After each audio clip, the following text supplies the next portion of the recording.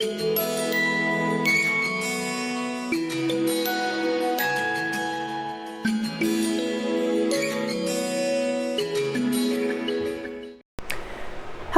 and welcome to healthyhouseplants.com, where we teach you all about gardening in the great indoors. Today's video is sponsored by our Amazon affiliate link, which you'll see in the description below. You'll also see in the description below any links to videos that I mention in this video. So today I'm going to talk to you about moving your houseplants. And this could mean moving them around your house, although not necessarily that. More moving them out of your house and into another residence, into another place you're going to live, and making sure that they get the houseplants get to your new location healthy and still happy. They are going to have some adjustments to make when they move, but at least you can, with these tips, get them there without a lot of damage. So I am going to discuss that. The first thing you want to do is you want to water your plants a couple of days before the move. You want the plants to be hydrated for the move, because droughted plants that you're then throwing in a car or something like that, or they're going into a truck, are not going to do well during a move. At the same time, you also don't want to water them right before the move, because you don't want the plants dripping everywhere as you move them. So if you do it a couple days before, water them really well a couple days before, they will be nice and hydrated. Their leaves will be nice and turgid, full of moisture, and they will be ready for their big day of moving. So you can also at that time add a vitamin B12 solution that will also help with any shock that they might experience. So you can put that in the water as well if you choose to. So that's another good option to keep in mind. Okay, so now we need to get your houseplant all packaged up and ready for the move. So what you don't want to do is take your houseplant like this guy, who has recently been revived from a pH problem. Have video on that. So he is the star of this show today. And you don't want to just take him and stick him in the back of the car and hope for the best. What could very well happen is you put him in the back of the car, someone else comes along and throws a blanket on top of him, and you can see where this is going. So you want to protect him just like you would protect your fine china, just like you would protect your breakables, just like you would protect your electronics, etc. So I'm going to show you a really easy way to do that, and it will also keep in the soil, because that's another thing that often happens with moving. The soil on top gets disturbed, it starts to fall out, it falls out on the floor of the car. Not only do you have the mess on the floor of the car, but then you have less soil in the pot. You're busy moving things in. You may forget you've got exposed roots. You see where this is going, the plant is compromised. So, and as it is, the plant already has to acclimate itself to your new home, so you want it to do it with all of its soil intact. Watering also will help with that. Moist soil, as this plant is moist up here, it will keep in the soil. But to further make sure that that occurs, you're going to need big trash bags for the bigger plants, but for this one, which is a medium to small size plant, you can use a smaller bag. Take it at the base, and you want to do this no more than a day before if possible, because you are cutting off airflow to the roots and to the bottom of the pot. So you don't want a plant sitting around in this for a week if possible. I'm using a rubber band to get that in there. So now you can see if the plant goes sideways a little bit, you're going to at least catch the dirt and hopefully even keep the dirt in there. If you need bigger rubber bands, you may need a bigger rubber band. I'm going to use these bigger rubber bands for now cushioning the plant.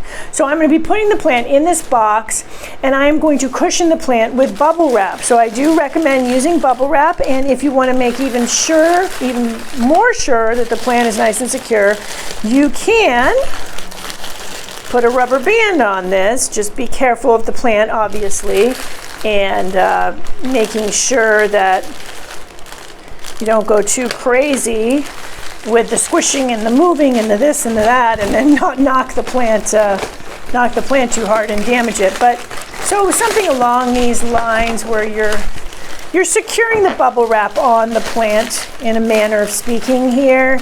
And so if it's bumped a little bit, you're not going to be knocking soil loose and that sort of thing. And we're putting him in a nice box. And then you could get some more bubble wrap to put around the edges and that sort of thing. You want to, if possible, leave the plant top out. If you do have to cover it, I would suggest putting another box over the top and taping around it so that the top of the plant is not squished.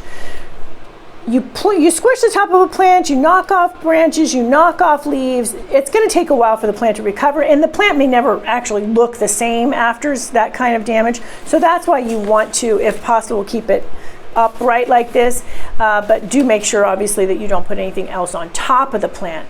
So how you transport the plant, very important. Whatever you do, do not put the plant in the back of an uncovered truck. When you do that and you set off down the road, it is basically equivalent to putting that poor plant into a hurricane. The plant will lose moisture in its leaves, lose moisture in its soil. It will also get leaf damage, and it is going to be hard to get that plant back to where it was. Also, much easier when you do that to lose branches and that sort of thing.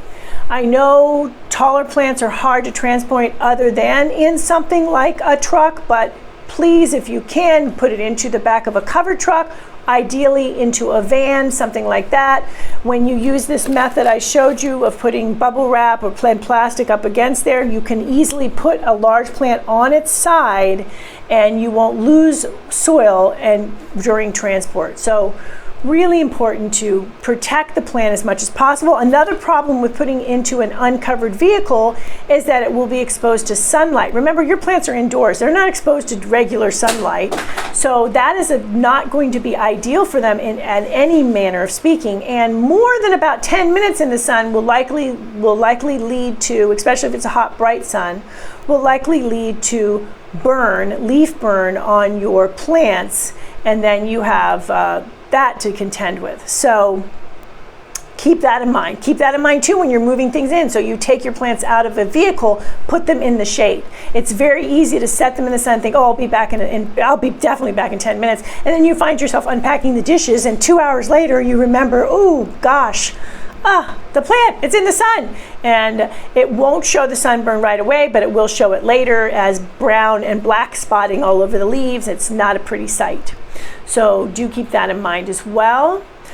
After you move the plant, you don't want to water it until it starts to approach dryness. But depending on how long it took you to move and that sort of thing, it could be nearing the point of needing some watering after you move. So when you do your first watering after moving, also use a B1 supplement as mentioned before. That will help the plant deal with shock of moving and also help the plant acclimate to its new home. Keep in mind when you do move certain plants, Ficus benjamina is very notorious for this.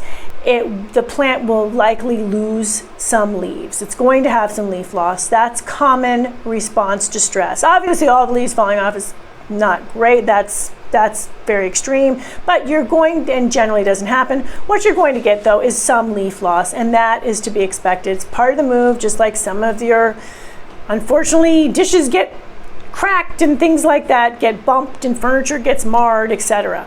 But for the most part, your plants, if you take some care, will survive the move and then start thriving soon after moving to their new home. Do keep in mind, however, they may take a little while to start regrowing, to start new growth. It could be a month and even to 3 months before they start new growth. So if you're doing everything right, you've got them in the good lighting and watering them correctly and talking to them and telling them how wonderful the new place is and things like that. If you're doing all of those things and it isn't growing right away, it's because it is acclimating to its new home, and it will start growing for you again when it's time. So rather than fretting about that, go start unpacking those boxes that you still have packed up And before you know it, the plant will be growing and will be very happy in its new home. So thank you for stopping by today. Please leave any comments about any indoor gardening tutorials you'd like to see. Remember to like, comment, subscribe, and share this video. And please check the bell if you'd like to be notified when we release new videos.